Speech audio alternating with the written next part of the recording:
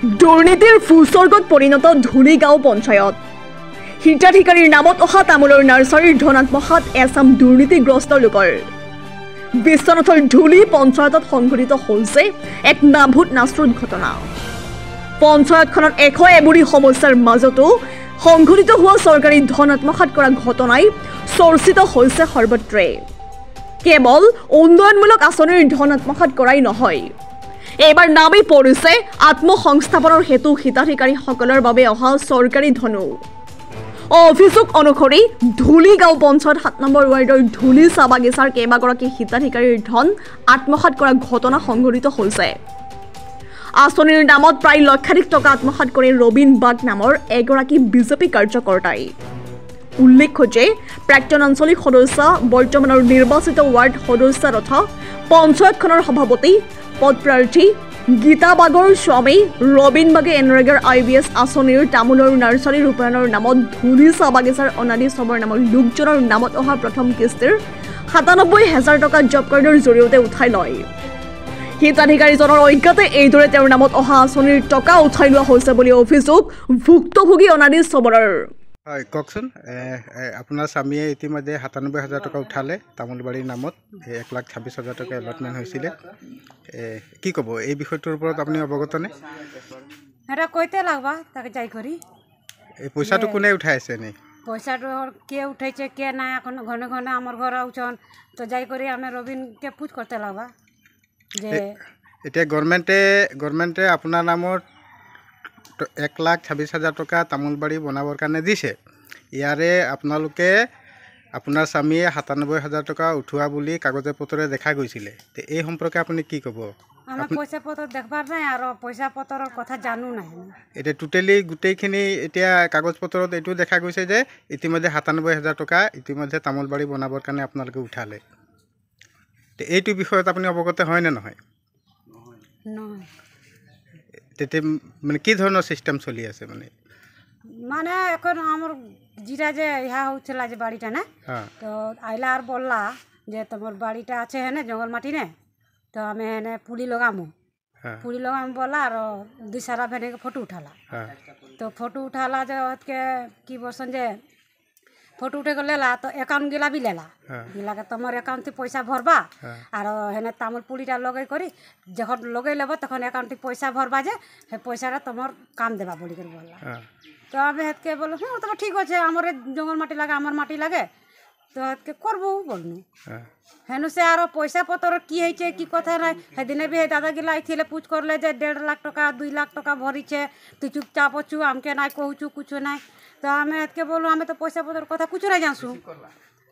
তো আমার বাবুকে বি পুছ করলি মোর ভাইকে জেনতা সেনতা কথা বলাকে সে বললা যে মুই বি নাই জানছি বললা। আপুনি অৱগত নহয় নাই মানে আপোনালোকৰ নামত IBSৰ টকা অন্য কোনোবা এজনে উঠাই আছে আপোনালোকৰ অজ্ঞাতে নহয় জানো? এতিয়া কি ক'ব? এতিয়াতো ধৰিব লাগিব এতিয়া। এইটোতো বেয়া কথা হৈছে যিহেতু এতিয়া এই গোটেই নিয়মটোত আপোনালোকৰ নামত যিহেতু IBS আপোনালোকৰ চৰকাৰে আপোনালোকক তামোলবাৰী বনাবৰ কাৰণে আপোনালোকৰ নামত আপুনি টেকত টকা এলটমেণ্ট কৰিছে। এইখিনি গোটেইখিনি আপোনালোকৰ অধিকাৰত থাকিব, এইখিনি গোটেই কাম আপোনালোকে কৰিব লাগিব। তে এতিয়া কি ক'ব? এতিয়াতো ৯৭,০০০ টকাত আপুনি কিমান পালে এতিয়ালৈকে? ১ টকা নাই, ১ টকাও পোৱা নাই। তে কি ক'ব আপুনি চৰকাৰলৈ কি আহ্বান জনাব?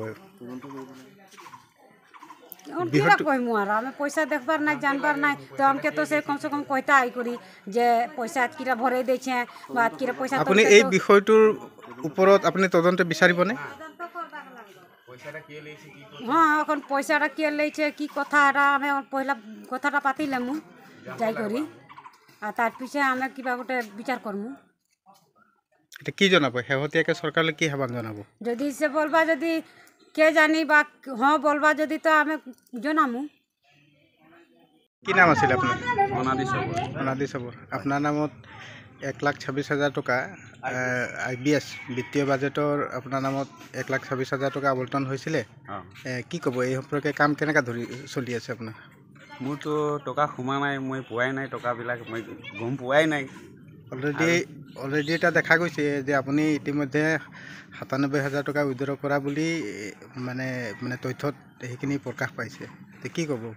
মোৰ মানে কি হৈ আছে কামটোৰ সম্পৰ্কে কি হৈ আছিল আপোনাৰ বিমল বা ইতিমধ্যে এৰেকনাথ প্লান্টৰ বাবে মানে তামোল বাগিচাৰ বাবে আপোনাৰ নামত 1,92,000 টকা এলটমেণ্ট পাইছে অৰ্থাৎ আপুনি হিতাধিকাৰী হিচাপে তামোল বাগান বনাবৰ কাৰণে 1,92,000 টকা আপোনাৰ নামত আহিছে অনুমোদন হৈছে তে এই সম্পৰ্কে আপুনি জ্ঞাতনে নাই গম পোৱা নাই আপুনি এই সম্পৰ্কে গম নাপায় তে ইতিমধ্যে আপুনি তথ্য অনুসৰি 1,60,000 টকা ইতিমধ্যে উঠোৱা বুলি কাগজে পত্ৰে দেখা গৈছে কি ক'ব আপুনি এইটো মই উঠোৱা নাই খালি কৈছে দাদা যে তামোল পুলি আহিছে বুলি পঞ্চায়তৰ পৰা আৰু জাগা আছে নাই জাগাটো আছে দাদা ক'লোঁ মই আৰু তামোল পুলিও দিলে হাজিৰা মানুহ পইচাও দিলে হাজিৰা লগাবৰ কাৰণে বাঁহ কিনি দিলে আৰু হাজিৰা মানুহক পইচা দিলোঁ তামোল পুলিও লগালোঁ তামোল পুলি কিমান দিলে আপোনাক 34টা দিছে কোনে দিলে এইটো দাদাই দিলে কি নাম আছিলে দাদা ৰবীন বাগ কি নাম আছিলে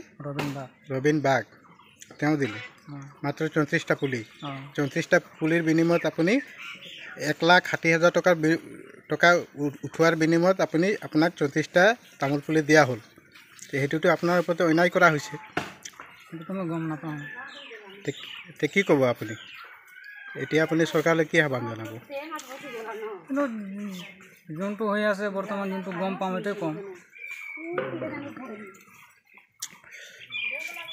যিহেতু তথ্য পাতি অনুসৰি 1,60,000 টকা আপোনাৰ দ্বাৰা উঠোৱা হৈছে বুলি এইখিনি ইতিমধ্যে কাগজ পত্ৰৰে সেইখিনি গম পোৱা গৈছে